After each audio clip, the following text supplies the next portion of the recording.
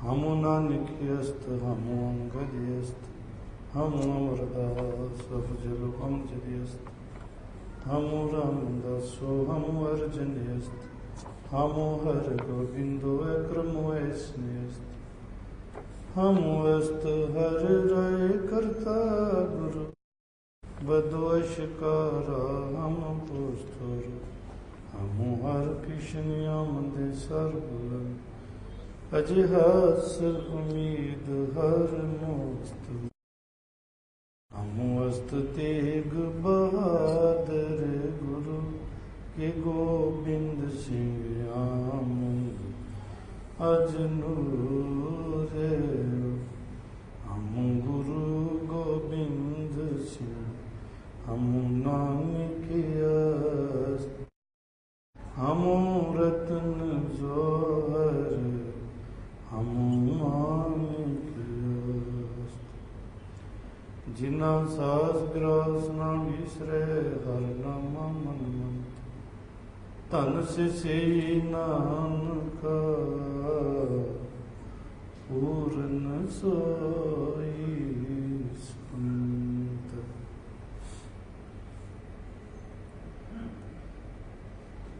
1429 अंग धन गुरु तेग बहादुर महाराज बख्शिश कर रहे हैं। श्लोक मेले 9वें की पावन बाणी जो श्लोकों के रूप च गुरु पातशाह ने बख्शिश की है। आओ सांझ पाइए। 57 टोटल श्लोक ने। लास्ट के जिहड़े 5 श्लोक ने ये सारे श्लोकों का भी तत्त निचोड़ है ते पूरे गुरु ग्रंथ साहिब जी की पावन बाणी के उत्ते भी एक बड़ी वड्डी स्टेटमेंट है। इस गुरु पातशाह ने दोहरा किया। दोहरा गुरु ग्रंथ साहिब जी की पावन बाणी सिर्फ इको बार आया है। गुरु तेग बहादुर साहब के इन्हां श्लोकों के विच दोहरा लफज। दोहरा एक काव्य रचना है। काव्य रचना के अनेक रूप ने जिन्हां च दोहे होंदे ने। बाणी के अंदर श्लोक हन, दुपदे हन, तिपदे हन, चौपदे हन, पंचपदे हन, अष्टपदे हन, 16 पदे भी हन जिन्हों सोहले क्या है। पर दोहरा लफज सिर्फ इको बार आया है। इस दोहरे करके ही कई विद्वानों नूं ये भुलेखा लगता है कि ये 5 श्लोक गुरु तेग बहादुर साहब ते गुरु गोबिंद सिंह जी की आपस विच विचार हो रही है। उहदे च ये कहते हैं कि एक श्लोक गुरु तेग बहादुर साहब उचारते हैं। पहला श्लोक गुरु तेग बहादुर साहब का, दूसरा श्लोक गुरु गोबिंद सिंह जी का, तीसरा श्लोक फिर गुरु तेग बहादुर साहब कहते हैं, चौथा श्लोक फिर गुरु गोबिंद सिंह जी कहते हैं। इस तरह की इतिहासक रचना रच के ते इस श्लोक की उहदे नाल इतिहास दे नाल गाथा जोड़ी गई है। पर सियाणे विद्वान जिन्हां चों भाई साहब सिंह ਜਾਂ ਹੋਰ ਵਿਦਵਾਨ ਉਹਨਾਂ ਨੇ ਇਸ ਗੱਲ ਨੂੰ ਨਿਗਲੈਕਟ ਕੀਤਾ ਹੈ ਕਿ ਗੁਰੂ ਗੋਬਿੰਦ ਸਿੰਘ ਜੀ ਦੀ ਬਾਣੀ ਗੁਰੂ ਗ੍ਰੰਥ ਸਾਹਿਬ ਜੀ ਦੀ ਪਾਵਨ ਬਾਣੀ 'ਚ ਨਹੀਂ ਹੈ। ਉਹਨਾਂ ਨੇ ਬਾਣੀ ਸਰੂਪ ਨੂੰ ਗੁਰੂ ਮੰਨ ਕੇ ਗੁਰਤਾ ਗੱਦੀ ਬਖਸ਼ੀ ਹੈ, ਪਰ ਉਹਨਾਂ ਦੀ ਆਪਣੀ ਰਚਨਾ ਬਾਣੀ 'ਚ ਨਹੀਂ ਹੈ। ਕਿਉਂ ਨਹੀਂ ਹੈ? ਇਸ ਵਾਸਤੇ ਨਹੀਂ ਹੈ ਗੁਰੂ ਗੋਬਿੰਦ ਸਿੰਘ ਜੀ ਦੀ रचना गुरु ग्रंथ साहिब जी की व्याख्या है, वो गुरु ग्रंथ साहिब जी का टीका है। बहुतात विच रचना जो साहब ने रची है वो सारी शब्द की ही विचार है, शब्द नूं ही खोल दी। जिवें असीं कहिए भाई गुरदास जी की बाणी क्यों नहीं दर्ज हुई, तो भाई गुरदास जी की बाणी गुरु ग्रंथ साहिब जी की व्याख्या करती है। वो व्याख्या स्वरूप है ਭਾਈ ਗੁਰਦਾਸ ਜੀ ਦੀ ਰਚਨਾ ਗੁਰਬਾਣੀ ਦੀਆਂ ਘੁੰਡੀਆਂ ਨੂੰ ਖੋਲ੍ਹਦੀ। ਭਾਈ ਨੰਦ ਲਾਲ ਸਿੰਘ ਦੀ ਬਾਣੀ ਭਾਵੇਂ ਪਰਸ਼ੀਅਨ 'ਚ ਹੈ, ਫਾਰਸੀ ਵਿੱਚ ਹੈ, ਪਰ ਉਹ ਬਾਣੀ ਵੀ ਸ੍ਰੀ ਗੁਰੂ ਗ੍ਰੰਥ ਸਾਹਿਬ ਜੀ ਦੀ ਪਾਵਨ ਬਾਣੀ ਨੂੰ ਖੋਲ੍ਹਦੀ। ਇੰਝ ਕਹਿ ਲਓ ਕਿ ਇਹ ਗੁਰੂ ਗ੍ਰੰਥ ਸਾਹਿਬ ਜੀ ਦੀ ਬਾਣੀ ਦੇ ਟੀਕੇ ਹਨ। ਚਾਹੇ ਗੁਰੂ ਗੋਬਿੰਦ ਸਿੰਘ ਸਾਹਿਬ ਦੀ ਬਾਣੀ ਹੈ, ਭਾਈ ਗੁਰਦਾਸ ਜੀ, ਭਾਈ ਨੰਦ ਲਾਲ ਸਿੰਘ, ਫਿਰ ਹੋਰ ਇਤਿਹਾਸਕ ਗ੍ਰੰਥ ਹਨ ਅਨੇਕਾਂ। ਵੱਡਾ ਗ੍ਰੰਥ ਗੁਰੂ ਪ੍ਰਤਾਪ ਸੂਰਜ ਗ੍ਰੰਥ ਹੈ, ਜੋ ਮਹਾਨ ਇਤਿਹਾਸ ਦਾ ਸੋਮ ਹੈ। ਚੂੜਾਮਣੀ ਕਵੀ ਸੰਤੋਖ ਸਿੰਘ ਦੀ ਪਾਵਨ ਰਚਨਾ ਹੈ। ਇਹ ਸਾਰੀ ਬਾਣੀ ਦੀ ਹੀ ਵਿਆਖਿਆ ਹੈ। ਹੋਰ ਵੀ ਜਿਹੜੇ ਗ੍ਰੰਥ ਨੇ ਸਾਰੇ ਵਿਆਖਿਆ ਹੀ ਕਰ ਰਹੇ ਨੇ। ਇਸ ਲਈ ਵਿਆਖਿਆ ਨੂੰ ਲਿਖਣ ਦੀ ਲੋੜ ਨਹੀਂ ਹੁੰਦੀ। ਬਾਣੀ ਦੇ ਵਿੱਚ ਉਹ ਬਾਣੀ ਦੀ ਵਿਆਖਿਆ ਕਰ ਰਹੇ। ਇਸ ਲਈ ਗੁਰੂ ਸਾਹਿਬ ਨੇ ਆਪਣੀ ਬਾਣੀ ਵੀ ਨਹੀਂ ਲਿਖੀ।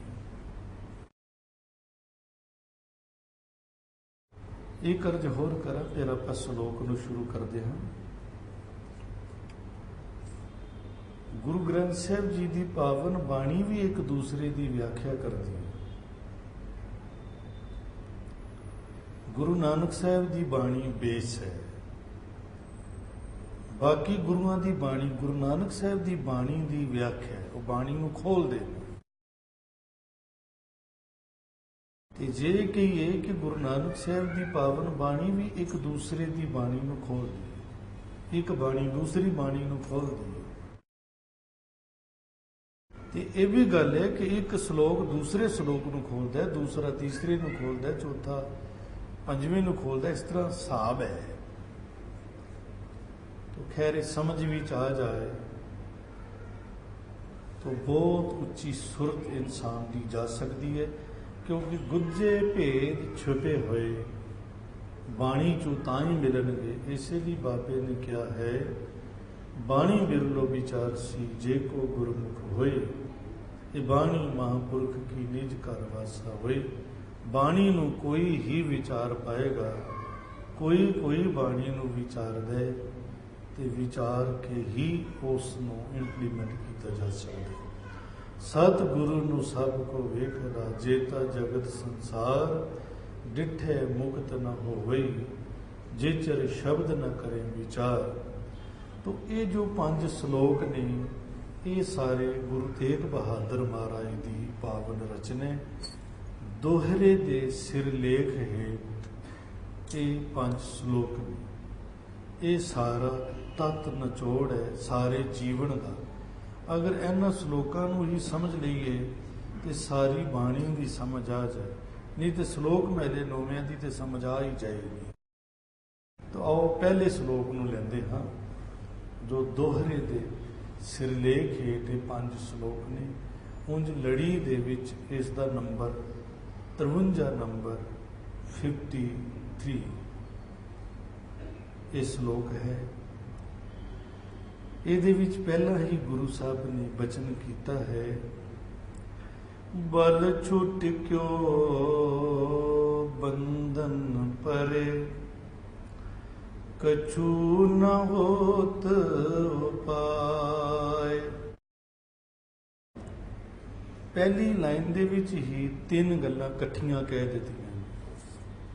पहले कि जदों बल छुट जाता है, जदों बल खत्म हो जाता है, अदों की होता है कि बंधन पै जाता, बन्निया जाता बंदा। क्यों बन्निया जाता? कि बल नहीं रहा। बल छुट जाए तो बंधन परे, बंधन पै गया। ਤੇ ਨਾਲੇ ਕਿਹਾ ਕਿ ਫਿਰ ਉਹਦਾ ਉਪਾਏ ਕੋਈ ਨਹੀਂ ਹੈਗਾ ਜੀ, ਕੋਈ ਉਪਾਏ ਨਹੀਂ ਹੈ। ਬਲ ਖਤਮ ਹੋ ਜਾਏ ਤੇ ਬੰਧਨਾਂ ਵਿੱਚ ਫਸਿਆ ਹੋਇਆ ਬੰਦਾ, ਉਹਦਾ ਕੋਈ ਉਪਾਏ ਹੈ? ਕੋਈ ਉਪਾਏ ਨਹੀਂ ਹੈ। ਉਹ ਵੱਜਾ ਹੋਇਆ ਮਾਰ ਖਾਂਦੇ, ਨਸ ਕੇ ਜਾਣਾ ਚਾਹੇ ਨਸ ਨਹੀਂ ਸਕਦਾ, ਉਹਨੂੰ ਉੱਥੇ ਬੰਨ੍ਹ ਦਿੱਤਾ ਗਿਆ। ਤੇ ਬੰਨਿਆ ਇਸ ਕਰਕੇ ਹੈ ਕਿ ਉਹਦਾ ਬਲ ਛੁੱਟ ਗਿਆ। तो मेन समस्या है बल की। तो बल की चीज़ है, इनू समझना। बल के अनेक रूप ने। जे संसारक पद्धर ते लो ਤੇ ਪੈਸਾ ਵੀ ਇੱਕ ਬਲ ਹੈ। ਬਹੁਤ ਲੰਬੀ ਚੌੜੀ ਰਿਸ਼ਤੇਦਾਰੀ ਇਹ ਵੀ ਇੱਕ ਬਲ ਹੈ। ਲਾਹੂ ਲਸ਼ਕਰ ਫੌਜ ਨੌਕਰ ਚਾਕਰ ਇਹ ਵੀ ਇੱਕ ਬਲ ਹੈ, ਪ੍ਰਭਤਾ ਦਾ ਬਲ ਹੈ। ਕਿਸੇ ਕੋਲ ਕੋਈ ਸੀਟ ਅਹੁਦਾ ਹੈ ਇਹ ਵੀ ਇੱਕ ਬਲ ਹੈ। ਅਨੇਕ ਤਰ੍ਹਾਂ ਦੇ ਸੰਸਾਰਕ ਤਲ ਤੇ ਬਲ ਨੇ। ਅਗਰ ਉਹ ਬਲ ਗਿਣੀਏ ਤੇ ਬਹੁਤ ਜ਼ਿਆਦਾ ਹੋ ਜਾਣਗੇ। ਆਪਾਂ ਸਰੀਰਕ ਬਲ ਗਿਣਦੇ ਹਾਂ, ਇੱਥੇ 4 ਤਰ੍ਹਾਂ ਦਾ ਬਲ ਹੈ। ਇੱਕ ਬਲ ਹੁੰਦੇ ਸਰੀਰਕ ਬਲ। ਗੁਰੂ ਪਾਤਸ਼ਾਹ ਇਸੇ ਲਈ ਕਹਿੰਦੇ ਸਰੀਰ ਨੂੰ ਠੀਕ ਰੱਖੋ। ਸਰੀਰਕ ਬਲ ਹੀ ਨਹੀਂ ਹੋਏਗਾ ਤੇ ਫਿਰ ਜੀਵਨ ਨਹੀਂ ਚਲੇਗਾ। ਸਿਆਣੇ ਕਹਿੰਦੇ ਜਾਨ ਹੈ ਜਹਾਨ ਹੈ। ਜਾਨ ਹੀ ਨਹੀਂ ਹੈ ਤੇ ਫਿਰ ਜਹਾਨ ਕੀ ਹੈ? ਜਹਾਨ ਖਤਮ ਹੈ। ਜਹਾਨ ਮਾਨੇ ਦੁਨੀਆ, ਉਰਦੂ ਦਾ ਲਫ਼ਜ਼ ਜਹਾਨ। ਜਹਾਨ ਇਹ ਜੋ ਅਸੀਂ ਦੇਖ ਰਹੇ ਇਹ ਜਾਨ ਕਰਕੇ ਹੈ। ਜਾਨ ਖਤਮ ਹੋ ਜਾਏ ਤਾਂ ਜਹਾਨ ਆਪਣੇ ਆਪ ਹੀ ਖਤਮ ਹੋ ਜਾਵੇ। ਜਾਨ ਨਹੀਂ ਤੇ ਜਹਾਨ ਨੂੰ ਵੇਖਣਾ।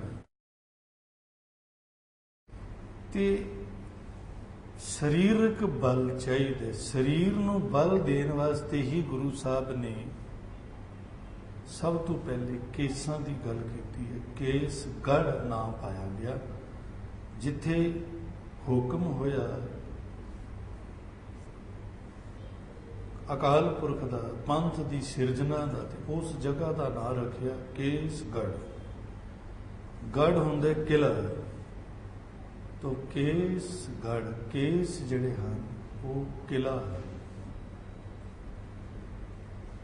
ਤੋ ਸਾਹਿਬ ਨੇ ਕਿਹਾ ਕਿ ਸਰੀਰ ਦੇ ਕੇਸ ਜਿਹੜੇ, ਇਹ ਸਰੀਰ ਦੀ ਜਿਹੜੀ ਹੈ ਤਾਕਤ ਹੈ, ਬਲ ਹੈ, ਸਰੀਰਕ ਬਲ।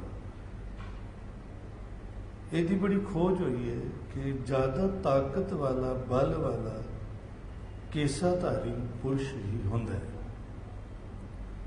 ਹਿੰਦੁਸਤਾਨ ਦੀ ਪਰੰਪਰਾ ਬਹੁਤ ਪੁਰਾਣੀ ਹੈ ਕੇਸ ਰੱਖਣ ਦੀ ਤੇ ਪੱਗ ਬੰਨ੍ਹਣ ਦੀ।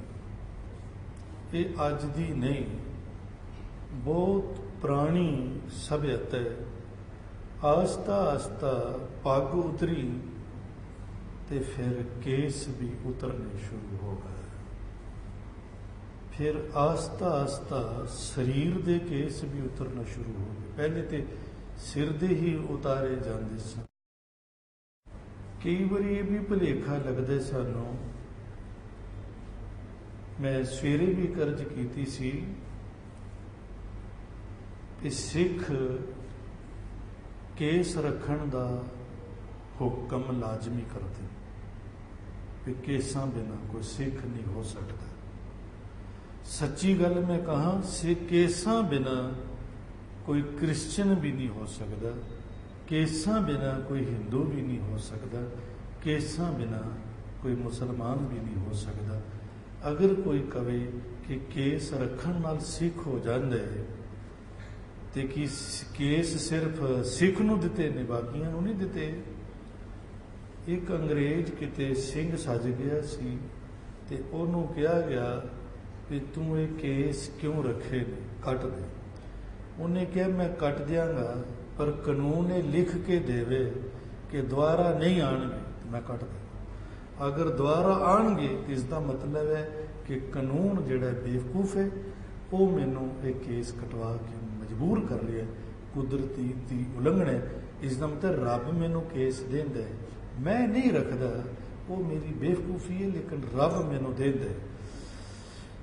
ਇਹ ਕਹਿਣਾ ਕਿ ਕੇਸ ਸਿੱਖ ਦੀ ਨਿਸ਼ਾਨੀ ਹੈ, ਇਹ ਇੱਕ ਵੈਸੇ ਗਲਤ ਗੱਲ ਹੈ। ਕੇਸ ਮਨੁੱਖ ਦੀ ਨਿਸ਼ਾਨੀ ਹੈ। ਕੇਸ ਸਭ ਨੂੰ ਮਿਲਦੇ ਨੇ। ਜਦੋਂ ਅਸੀਂ ਕਹਿੰਦੇ ਹਾਂ ਕੇਸ ਸਿੱਖ ਦੀ ਨਿਸ਼ਾਨੀ ਹੈ, ਫਿਰ ਲੋਕੀ ਕਹਿੰਦੇ ਨੇ ਅਸੀਂ ਨਹੀਂ ਕੇਸ ਰੱਖਣੇ।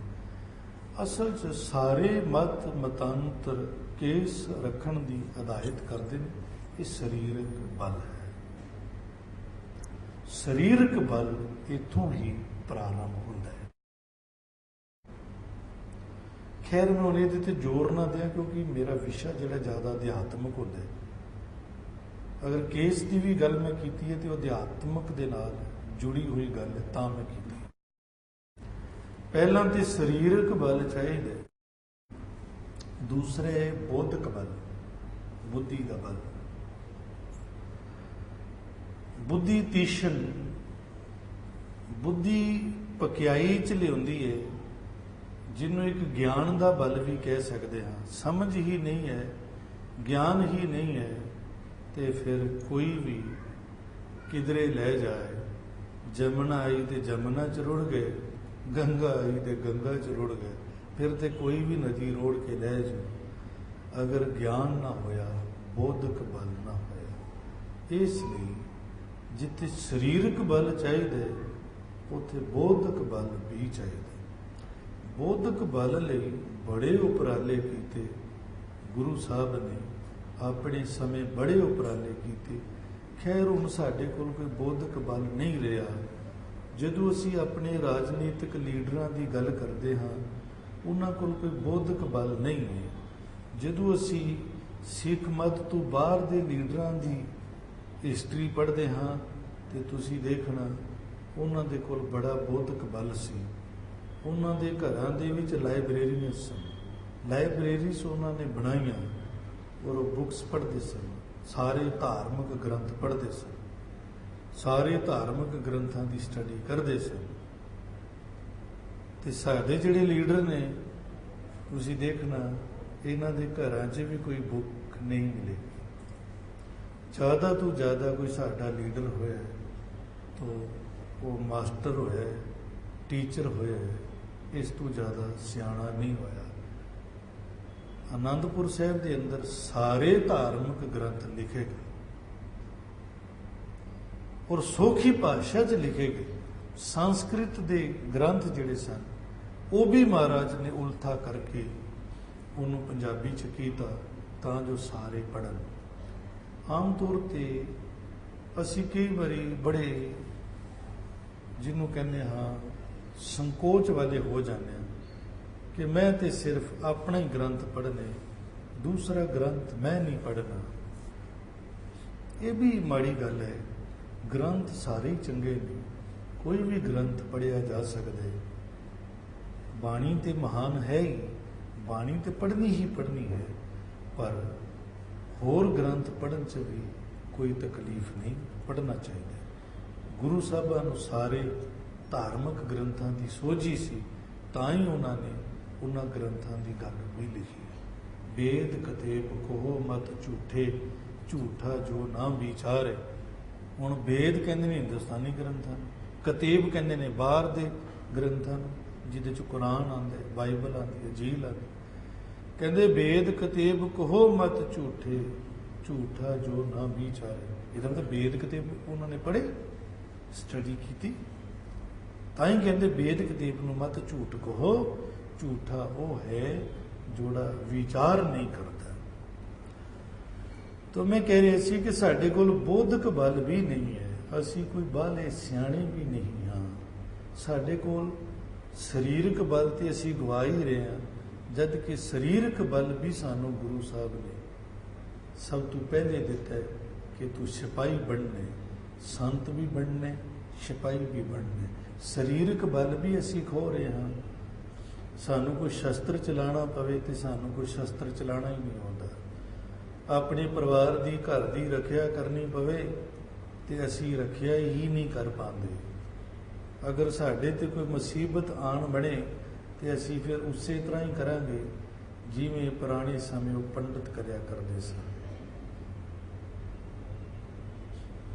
एक मंदिर उत्ते हमला किया तो पंडितां ने कहा देवी प्रगट हो जाए, तो देवी प्रगट हो के जिन्हों ने हमला किया उन्हों का विनाश कर दे। उन्होंने पूछा तो तू माँ का दुध चुंगण वास्ते हैगा, तू कादे वास्ते? तेरे धार्मिक स्थान से हमला किया है तो तू चूड़ियां पा के बैठा है, खड़का दे खंडा। तेरे परिवार से हमला होया है तो तेरा सिपाही पुना किते चला जाता। पर यह गल्लां सारियां पहलां होंदियां ने। शस्त्र विद्या होवे, शस्त्र घर च रखण की आदत होवे ते किसी उत्ते नहीं चलाना, ये भी हुक्म है, किसी उत्ते नहीं चलाना। जदों कोई अटैक करे तो उन्होंने फिर दाला प्रशादा छकाना पैंदा, फिर उसका जवाब उन्होंने फिर देना पैंदा। उंज किसी उत्ते नहीं। क्योंकि फिर संत काहदा होया जिहड़ा एवें ही अपने शस्त्र चला दे, पर जदों उहदे ते कोई चलावे तो फिर उसनूं कोई माफ़ नहीं किया जा सकता। यह भी हुक्म है। पर सरीरक बल गवाया, बौद्धिक बल भी गवाया। कोई मुसीबत आन बने तो उस मुसीबत का टाकरा करन दी बजाय असी फिर यही कहांगे गुरु नानक देव महाराज तुसी प्रगट हो जाओ, तो प्रगट हो के तो तुसी कोई ऐसी शक्ति चलाओ जिदे नाल ये सारे अन्ने हो जाए, तो मैं तो आराम नाल बैठांगा। तो गुरु साहब कहने ने भी सब कुछ तू ही है, तेनू सब कुछ दिता है, संत भी तू तो जबाई भी तू, अपना हाथी अपना आपे ही खाज सवार। कदी वेखना अज सानू किन्ने कर शस्त्र चलाने आते, अज के मौके का शस्त्र सानू चलाना आता कोई? भीड़ा बन जाए तो मुश्किल हो जाए, परिवार संभालना मुश्किल हो जाए, कोई घर से अटैक कर दे तो जवाब देना मुश्किल हो जाए, घर गवा के बह जाएंगे, घर लुटा के बह जाएंगे, इज्जत पत आबरू गवा के बह जाएंगे। है कोई शस्त्र का इंतजाम साढ़े को आंदा? कोई सानू नहीं। असी सरीरक बल भी गवाए ने, असी बौद्धिक बल भी गवाए ने। तीसरा बल है मानसिक बल। मानसिक बल भी नहीं है, मनोबल भी नहीं है। मन बड़ा कमजोर है, मन दे विचों ताकत नहीं, मन जिहड़ा ढह ढे भी हो जाता है। मन दे विच ते बल है ही नहीं, माड़ी जी किसी ने गल कही बस ढह ढेरी हो गया, किसी की गल तक बर्दाश्त नहीं, नुकसान हो जाए तो मन भी ढह ढेरी हो जाता। किसी की कार गुम गई, मन ढह ढेरी हो गया। किसी का बिजनेस लॉस हो गया, मन ढह ढेरी हो गया। मन ढह ढेरी हो जाता क्योंकि मनोबल नहीं। फिर की किया जाए? ये तीन बल ने, ते चौथा बल है आत्मक बल। आत्मक बल जदों हुंदा है असल च अदों ही सारे बल कोल आंदे ने। जदों आत्मक बल खत्म हो जाता है फिर ना सरीरक बल रहिंदा है ते ना उहदी कोई जरूरत महसूस करदा है। जदों आत्मक बल खत्म हो जाए फिर मनोबल भी खत्म हो जाता है, फिर बौद्धिक बल भी खत्म हो जाता है, फिर तो कोई बल नहीं रहिंदा। ये चार प्रकार के बल इस शरीर के विच मन्ने हैं, ते बल होर भी कई तरह के हैं, पर मैं सिर्फ इन्हां चारां की गल कर रहा। बाकी बल जिन्ने भी ने वो आत्मक बल के थले ने, आत्मक बल के अधीन ने। जदों आत्मा का बल वधदा है अदों मनोबल भी वधदा है, अदों बौद्धिक बल भी वधदा, सियाणा हो जाता बंदा, किसी के चक्कर च नहीं आता, किसी के पिछे लग के नहीं चलता, वो अपने गुरु के पिछे लग के चलता। हाँ कोई गुरु की गल सुनावे तो ਉਹਦੇ पिछे इसलिए चलता है कि मैनू गुरु की गल समझ में आ जाए, तो वह भी गुरु के पिछे ही चलना होंदा है। तो इस गल की भी परख करनी जरूरी है कि यह बंदा जो गल कर रहा है ये कोई अपनी मत तो नहीं कर रहा कि वाकई गुरु की गल मैनू कह रहा है। तो जे गुरु की गल कह रहा है तो मेरे प्रीतम की कोई बात सुनावे, सो पाई सो मेरा वीर, फिर तो गल ठीक है। कि जे मेरे प्रीतम की गल ना सुनावे फिर उस तो बचना पेगा, उस तो किनारा करना पेगा, क्योंकि अपनी मत करन लग पिया, फिर वो मेरा वीर भाई नहीं रहा। पर यह भी पहचान होनी बड़ी जरूरी है कि कदों ये अपनी गल करदा है ते कदों गुरु की गल करदा है। खैर आत्मक बल श्रेष्ठ बल है, उत्तम बल है। ਇਹਦੇ अधीन ने सारे ही बल, जितने भी दुनिया के अंदर महापुरख भगत जूझे ने वो आत्मक बल दे नाल जूझे ने। ਚਾਹੇ ਪ੍ਰਹਿਲਾਦ ਹਰਨਾਖਸ਼ ਨਾਲ ਜੂਝੇ ਤੇ ਚਾਹੇ ਬਾਬਾ ਕਬੀਰ ਸਿਕੰਦਰ ਨਾਲ ਜੂਝੇ ਤੇ ਚਾਹੇ ਗੁਰੂ ਨਾਨਕ ਸ਼ਹਿਨਸ਼ਾਹ ਬਾਬਰ ਦੇ ਨਾਲ ਜੂਝਣ ਤੇ ਗੁਰੂ ਅਰਜਨ ਦੇਵ ਜੀ ਜਹਾਂਗੀਰ ਨਾਲ ਜੂਝਣ ਤੇ ਗੁਰੂ ਗੋਬਿੰਦ ਸਿੰਘ ਸਾਹਿਬ ਔਰੰਗਜ਼ੇਬ ਨਾਲ ਜੂਝਣ, ਇਹ ਸਾਰਾ ਆਤਮਿਕ ਬਲ ਦਾ ਹੀ ਸਾਰਾ ਤਾਰਮਦਾਰ ਹੈ। ਤੇ ਇਹ ਤਿੰਨੇ ਬਲ ਆਤਮਿਕ ਬਲ ਦੇ ਅਧੀਨ ਨੇ ਤੇ ਚੌਥਾ ਬਲ ਆਤਮਿਕ ਬਲ ਹੈ। ਆਤਮਿਕ ਬਲ ਜੜ ਹੈ, ਬਾਕੀ ਉਹਦੇ ਸ਼ਾਖਾਂ ਤੇ ਪੇੜ ਤੇ ਪੱਤੇ। ਤੇ ਜੇ ਇਹ ਆਤਮਿਕ ਬਲ ਹੀ ਸਭ ਕੁਝ ਹੈ ਤੇ ਇਸ ਆਤਮਿਕ ਬਲ ਦੇ ਉੱਤੇ ਅੱਜ ਗੁਰੂ ਸਾਹਿਬ ਸਾਨੂੰ ਕਹਿ ਰਹੇ ਨੇ, ਕਹਿੰਦੇ ਜਦੋਂ ਬਲ ਛੁੱਟ ਜਾਏ ਤਾਂ ਕੀ ਹੁੰਦਾ, ਫਿਰ ਬੰਧਨ ਪੈ ਜਾਂਦਾ, ਬੰਧਨਾਂ 'ਚ ਬੰਨਿਆ ਜਾਂਦਾ ਬੰਦਾ। ਆਤਮਿਕ ਬਲ ਨਹੀਂ ਹੋਏਗਾ ਤੇ ਬੰਨਿਆ ਹੀ ਜਾਏਗਾ। ਮੰਨ ਲਓ ਕਿ ਸਾਡੇ ਤੋਂ ਤਗੜਾ ਬੰਦਾ ਸਾਨੂੰ ਬੰਨ੍ਹ ਦੇਵੇ, ਅਸੀਂ ਕੁਝ ਕਰ ਹੀ ਨਹੀਂ ਪਾਉਂਦੇ। ਅਗਰ ਆਤਮਿਕ ਬਲ ਹੋਵੇ ਤੇ ਫਿਰ ਉਹ ਸਵੈਮ ਬੰਨਿਆ ਜਾ ਸਕਦਾ, ਬੰਨਣ ਵਾਲੇ ਨੂੰ ਬੰਨਿਆ ਜਾ ਸਕਦਾ। ਆਤਮਿਕ ਬਲ ਹੋਵੇ। ਇੱਕ ਬੜੀ ਕਹਾਵਤ ਬਣੀ ਹੋਈ, ਆਮ ਤੌਰ ਤੇ ਕਹਾਵਤ ਚੱਲਦੀ ਹੈ, ਰੱਬ ਵੱਡਾ ਕਿ ਘਸੁੰਨ ਵੱਡਾ, ਰੱਬ ਪਹਿਲੋਂ ਕਿ ਘਸੁੰਨ ਪਹਿਲੋਂ। ਇੱਕ ਬੰਦਾ ਸੀ, ਉਹ ਸਾਰਿਆਂ ਦੇ ਕੋਲ ਜਾ ਕੇ ਇਹੀ ਸਵਾਲ ਕਰਦਾ ਸੀ, ਆਪਣਾ ਘਸੁੰਨ ਅੱਗੇ ਕਰ ਦਿੰਦਾ ਸੀ ਤੇ ਕਹਿੰਦਾ ਸੀ ਰੱਬ ਵੱਡਾ ਕਿ ਮੇਰਾ ਘਸੁੰਨ ਵੱਡਾ। ਹੁਣ ਰੱਬ ਦਿਖਦਾ ਨਹੀਂ ਸੀ, ਘਸੁੰਨ ਦਿਖਦਾ ਸੀ। ਹਰ ਕੋਈ ਕਹਿੰਦੇ ਸੀ ਬਈ ਤੇਰਾ ਘਸੁੰਨ ਹੀ ਵੱਡਾ, ਤੇਰੇ ਘਸੁੰਨ ਨੂੰ ਨਮਸਕਾਰ, ਇਹੀ ਰੱਬ ਹੈ। ਡਰ ਜਾਂਦੇ ਸੀ।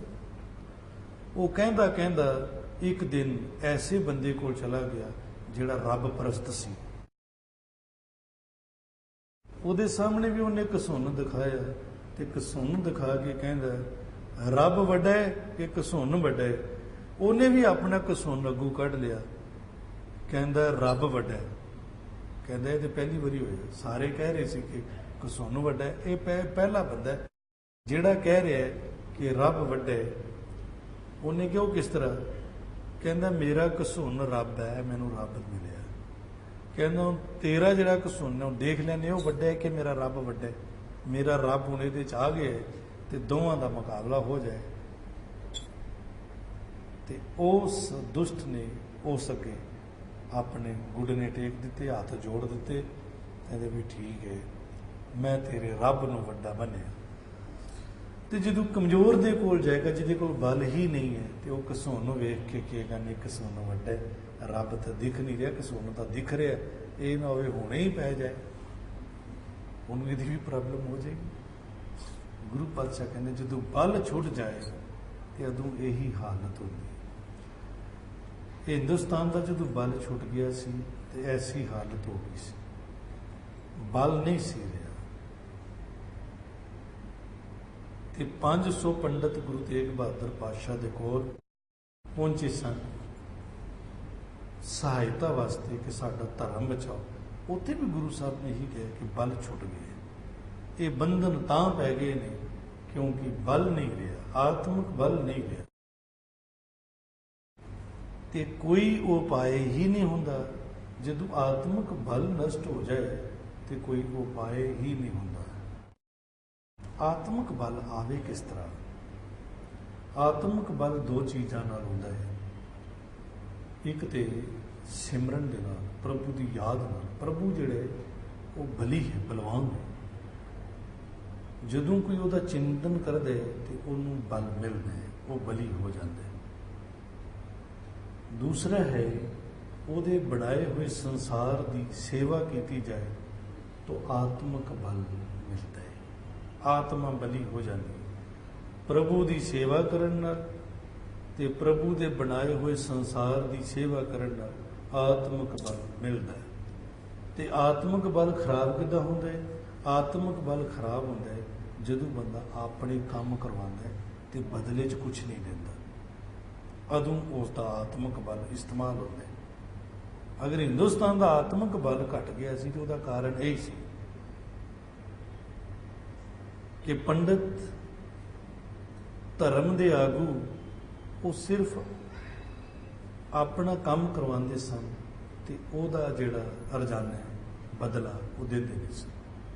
ਇਸ ਦੁਨੀਆ ਦੇ ਅੰਦਰ ਕਿਸੇ ਵੀ ਚੀਜ਼ ਦਾ ਬਦਲਾ ਨਾ ਦਿਓ ਤੇ ਉੱਥੇ ਆਤਮਿਕ ਬਲ ਦੇਣਾ ਪੈਂਦਾ ਹੈ। ਧਿਆਨ ਰੱਖਣਾ ਜੀ, ਬੜੀ ਗਹਿਰੀ ਬਾਤ ਹੈ। ਇਹਨੂੰ ਸਮਝ ਲਿਆ ਜਿਸ ਨੇ, ਉਸ ਦੀ ਅਧਿਆਤਮਿਕ ਤਰੱਕੀ ਹੋ ਜਾਏਗੀ। ਮੈਨੂੰ ਸਭ ਤੋਂ ਪਹਿਲੇ ਇਹੀ ਭੇਦ ਪਤਾ ਚੱਲਿਆ ਸੀ, ਆਤਮਿਕ ਬਲ ਵਧਾਉਣ ਦਾ। ਜਦੋਂ ਮੇਰੀ ਅਧਿਆਤਮਿਕ ਤਰੱਕੀ ਸ਼ੁਰੂ ਹੋਈ ਤਾਂ ਮੈਨੂੰ ਇਹ ਭੇਦ ਪਹਿਲੇ ਪਤਾ ਚੱਲਿਆ ਸੀ। ਕਹਿੰਦੇ ਇੱਕ ਬਜ਼ੁਰਗ ਪੇੜ ਲਗਾ ਰਿਹਾ ਸੀ, ਕੋਲੋਂ ਕੋਈ ਨੌਜਵਾਨ ਲੰਘਿਆ, ਉਹਨੂੰ ਪੇੜ ਲਗਾਉਂਦੇ ਨੂੰ ਵੇਖ ਕੇ ਹੱਸ ਪਿਆ। ਬਜ਼ੁਰਗ ਨੇ ਕਿਹਾ, ਇਹ ਨੌਜਵਾਨ ਕਿਉਂ ਹੱਸਿਆ? ਕਹਿੰਦੇ ਬਾਬਾ ਜੀ ਮੈਂ ਇਸ ਲਈ ਹੱਸਿਆ, ਤੁਸੀਂ ਇਤਨੇ ਪੇੜ ਲਗਾਏ ਨੇ ਤੇ ਇਤਨੀ ਤੇ ਤੁਹਾਡੀ ਉਮਰ ਨਹੀਂ ਹੋਣੀ। ਇਹ ਪੇੜ ਕਦੋਂ ਵੱਡੇ ਹੋਣਗੇ ਤੇ ਕਦੋਂ ਤੁਸੀਂ ਇਹਨਾਂ ਦੀ ਛਾਂ ਮਾਣੋਗੇ, ਕਦੋਂ ਤੁਸੀਂ ਇਹਨਾਂ ਦੇ ਫਲ ਦਾ ਖਾਓਗੇ। ਫਲਦਾਇਕ ਪੇੜ ਲਗਾ ਰਹੇ ਹੋ, ਕਹਿੰਦੇ ਤੇ ਬੇਕਾਰ ਹੈ, ਇਹ ਲਾਣਾ ਬੇਕਾਰ ਹੈ। ਉਸ ਬਜ਼ੁਰਗ ਨੇ ਕਿਹਾ, ਕਹਿੰਦਾ ਇਹ ਨੌਜਵਾਨ ਤੂੰ ਮਜ਼ਾਕ ਕੀਤਾ ਮੇਰੀ ਗੱਲ ਦੇ ਤੇ, ਪਰ ਤੂੰ ਇੱਕ ਗੱਲ ਮੈਨੂੰ ਦੱਸ ਕਿ ਮੈਂ ਜਦੋਂ ਇਸ ਦੁਨੀਆ ਦੇ ਅੰਦਰ ਆਇਆ ਅਨੇਕਾਂ ਤਰ੍ਹਾਂ ਦੇ ਫਰੂਟ ਖਾਧੇ ਨੇ, ਸਬਜ਼ੀਆਂ ਵੈਜੀਟੇਬਲਸ ਇਸਤੇਮਾਲ ਕੀਤੀਆਂ ਨੇ, ਕਿ ਉਹ ਪੇੜ ਮੈਂ ਲਾਏ ਨੇ? ਉਹ ਵੀ ਤਾਂ ਕਿਸੇ ਨੇ ਲਾਏ ਨੇ, ਤੇ ਮੈਨੂੰ ਸਿਰਫ ਖਾਣ ਦਾ ਹੀ ਅਧਿਕਾਰ ਹੈ। ਤੇ ਇਤਨੇ ਮੈਂ ਫਲ ਖਾਦੇ ਨੇ, ਉਹ ਮੇਰੇ ਤੇ ਕਰਜ਼ਾ ਹੈ, ਮੈਂ ਕਰਜ਼ਾ ਦੇ ਤੇ ਨਹੀਂ ਸਕਦਾ। ਲੇਕਿਨ ਮੈਂ ਸੋਚਿਆ ਮੇਰੇ ਮਰਨ ਤੋਂ ਬਾਅਦ ਉਹ ਪੇੜ ਕੰਮ ਆ ਜਾਣ। ਮਰਨ ਵੇਲੇ ਹੀ ਬੰਦੇ ਨੂੰ ਕਿੰਨਾ ਮਰਨਾ ਮਹਿੰਗਾ ਪੈਂਦਾ। ਇੱਕ ਬੰਦੇ ਦਾ ਸੰਸਕਾਰ ਕਰਨਾ ਹੋਵੇ ਕਿਤਨੀਆਂ ਲੱਕੜਾਂ ਲੱਗ ਜਾਂਦੀਆਂ, ਉਸੇ ਬੰਦੇ ਉੱਤੇ ਇੰਨੀਆਂ ਲੱਕੜਾਂ ਲੱਗ ਜਾਂਦੀਆਂ ਜਿਸ ਨੇ ਕਦੀ ਜੀਵਨ ਦੇ ਵਿੱਚ ਇੱਕ ਪੇੜ ਨਹੀਂ ਲਗਾਇਆ।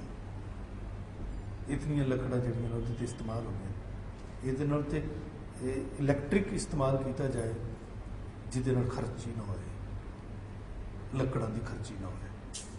ਕਰਜ਼ਾ ਜਿਸ ਦਾ ਸਰੀਰ ਜਲਾਇਆ ਜਾਂਦਾ ਉਸ ਦਾ ਕਰਜ਼ਾ। ਤੁਸੀਂ ਕਹੋਗੇ ਇਹ ਕੀ ਗੱਲ ਹੈ? ਜਿਨ੍ਹਾਂ ਨੂੰ ਆਤਮਿਕ ਬਲ ਦੀ ਸਮਝ ਆਈ ਉਹਨਾਂ ਨੇ ਪਤਾ ਕੀ ਕੀਤਾ? ਮੈਂ ਤੇ ਐਸੇ ਬੰਦਿਆਂ ਦਾ ਵੀ ਇਤਿਹਾਸ ਪੜ੍ਹਿਆ ਕਿ ਉਹਨਾਂ ਨੇ ਆਪਣੇ ਮਰਨ ਤੋਂ ਪਹਿਲਾਂ ਹੀ ਆਪਣੇ ਬੱਚਿਆਂ ਨੂੰ ਪੈਸੇ ਵੀ ਦੇ ਦਿੱਤੇ ਕਿ ਮੇਰਾ ਜਦੋਂ ਤੁਸੀਂ ਕਿਰਿਆ ਕਰਮ ਕਰੋਗੇ ਨਾ ਉਹਦੇ ਪੈਸੇ ਲੈ ਲਓ, ਮੇਰਾ ਜਦੋਂ ਸੰਸਕਾਰ ਕਰੋਗੇ ਉਹਦੇ ਵੀ ਪੈਸੇ ਲੈ ਲਓ। ਉਹ ਸੰਸਕਾਰ ਦੇ ਵੀ ਪੈਸੇ ਦੇ ਗਏ ਕਿਉਂਕਿ ਉਹਨਾਂ ਨੂੰ ਸਮਝ ਆ ਗਈ ਕਿ ਆਤਮਿਕ ਬਲ ਜਿੰਦਿਆਂ ਜੀ ਤੇ ਸਾਂਭ ਕੇ ਰੱਖਿਆ। ਇਹ ਨਾ ਹੋਵੇ ਮਰਨ ਤੋਂ ਬਾਅਦ ਮੇਰੇ ਕੋਈ 5 ਭੂਤਕ ਸਰੀਰ ਦੀ ਸੇਵਾ ਕਰਕੇ ਤੇ ਮੇਰਾ ਆਤਮਿਕ ਬਲ ਲੈ ਜਾਏ। ਉਹਦਾ ਵੀ ਇੰਤਜ਼ਾਮ ਕਰ ਦਿੱਤਾ। ਅਸੀਂ ਆਪਣੇ ਆਤਮਿਕ ਬਲ ਦਾ ਇੰਤਜ਼ਾਮ ਹੀ ਨਹੀਂ ਕਰਦੇ, ਇਸੇ ਲਈ ਅਸੀਂ ਰੋਂਦੇ ਰਹਿੰਦੇ ਹਾਂ। ਆਪਣਾ ਬਲ ਸੰਭਾਲੀਏ ਤੇ ਕੋਈ ਪ੍ਰੋਬਲਮ ਹੀ ਨਹੀਂ ਹੈ। ਦੂਸਰਿਆਂ ਦੀ ਸੋਲ ਕਰ ਲੈਂਦਾ ਬੰਦਾ। ਆਤਮਿਕ ਬਲ ਜਦੋਂ ਬੰਦਾ ਆਪਣੇ ਕੰਮ ਫਰੀ ਚ ਕਰਾਉਂਦਾ ਚਲਾ ਜਾਂਦਾ ਹੈ, ਉਹਦਾ ਆਤਮਿਕ ਬਲ ਨਸ਼ਟ ਹੁੰਦਾ ਹੈ। ਬਲ ਛੁਟ ਕਿਉ ਬੰਧਨ ਪਰੇ, ਕਛੂ ਨ ਹੋਤੇ ਉਪਾਇ। ਬਲ ਛੁੱਟ ਗਿਆ, ਬੰਧਨ ਪੈ ਗਏ, ਹੁਣ ਕੋਈ ਉਪਾਏ ਹੀ ਨਹੀਂ ਰਿਹਾ ਹੈ। ਕਹਿੰਦੇ ਹੁਣ ਕੀ ਕੀਤਾ ਜਾਏ? ਕਹਿੰਦੇ ਹੁਣ ਇੱਕ ਉਪਾਅ ਹੈ। ਕੀ? ਕੋ ਨਾਨਕ ਅਬ ਓਟ ਹਰ, ਗਜ ਜਿਉ ਹੋ ਸਹਾਇ।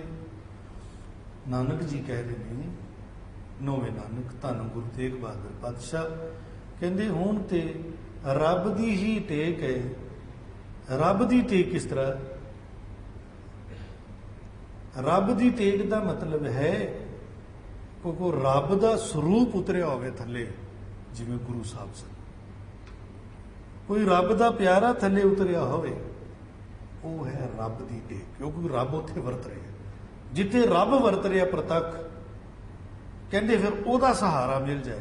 ਤਾਂ ਪੰਡਤਾਂ ਨੂੰ ਮਿਲ ਗਏ ਸੀ ਗੁਰੂ ਤੇਗ ਬਹਾਦਰ ਸਾਹਿਬ, ਤੇ ਸਾਰਿਆਂ ਨੂੰ ਨਹੀਂ ਮਿਲਦੇ ਹੁੰਦੇ। ਗੁਰੂ ਤੇਗ ਬਹਾਦਰ ਸਾਹਿਬ ਇਹ ਵੀ ਮੈਰਿਜ ਕਰਾ, ਉਸ ਲਈ ਮਿਲ ਗਏ ਸੀ ਤੇ ਮਿਲ ਗਏ ਸੀ। ਸਭ ਕਹਿੰਦੇ ਨੇ ਹੁਣ ਤੇ ਉਸ ਪਰਮਾਤਮਾ ਦੀ ਹੀ ਟੇਕ ਹੈ परमात्मा की टेक का मतलब भी बड़ा गहरा है।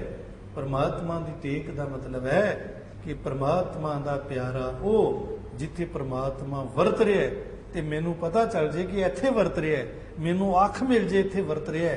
पहला तो अख भी नहीं मिलती, पता भी नहीं चलता, वो पता चल जाए मैनू इत्थे वरत रहा है तो फिर मैं उसकी टेक ले लवां तो वो मेहरबान हो गई, वो टेक मैनू दे देवे। तो फिर जिहड़ी घटना घटदी वो की घटदी है, गज ज्यों हो सहाय। गज मने हाथी, जिवें हाथी की सहायता हुई सी इदां सहायता होंदी है। हाथी बारे गत है कि हाथी पानी पीन गया सी, उन्होंने तंदूए ने पकड़ लिया सी, तंदूआ उन्होंने छड़दा नहीं सी ते उसने अपने मुरशद नूं याद किया जिस दे एक ऋषि का पालिया होया हाथी सी। अपने मुरशद नूं याद किया कि वो मेरी हैल्प करे कि मैं रब अगे पुकार करूं। तो जिसले उन्हें रब अगे पुकार की थी हाथी ने, ते पिछों लग्या मुरशद का तप,